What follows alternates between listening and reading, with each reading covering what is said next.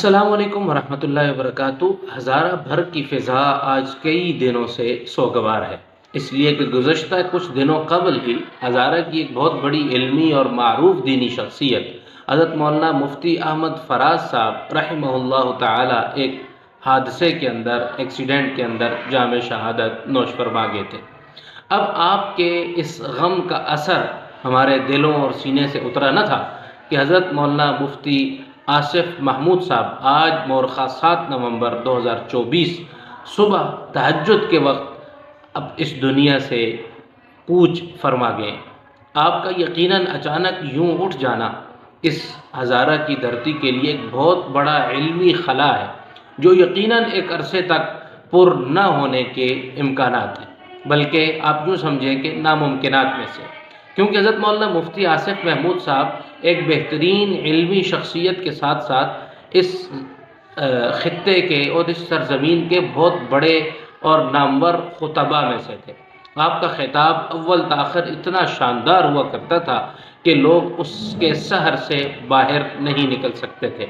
آپ نے بڑے بڑے علماء اکرام سے زانوِ تلمذ طے فرمایا، بالخصوص ان میں سے حضرت حیدری شہید رحمۃ اللہ علیہ کے ساتھ آپ کا بڑا گہرا اور والہانہ تعلق تھا۔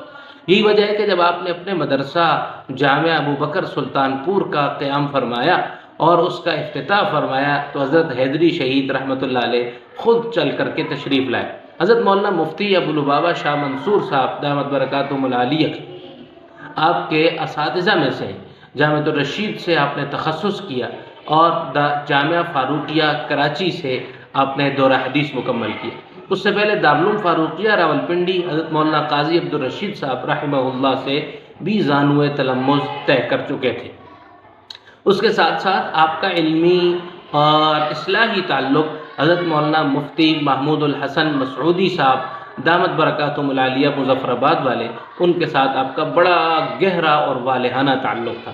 حضرت جب بھی ہزارہ کی سرزمین پر آتے تو حضرت مولانا مفتی آصف محمود صاحب دامت برکاتہم رحمہ اللہ تعالیٰ کے ہاں آپ کا قیام ضرور ہوتا ہے۔ تو حضرت کا آج اس دنیا سے رخصت ہو جانا یوں اچانک اپنے لیے اتنے زیادہ سوگواران اس دنیا میں چھوڑ گئے کہ اس کا بیان ناممکن ہے۔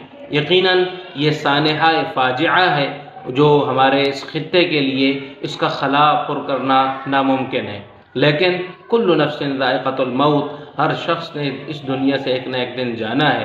حضرت مولانا مفتی آصف محمود صاحب رحمہ اللہ کی نماز جنازہ انشاءاللہ العزیز آج 3 بجے آپ کے اپنے آبائی گاؤں جھنگڑا کے اندر ادا کی جائے گی۔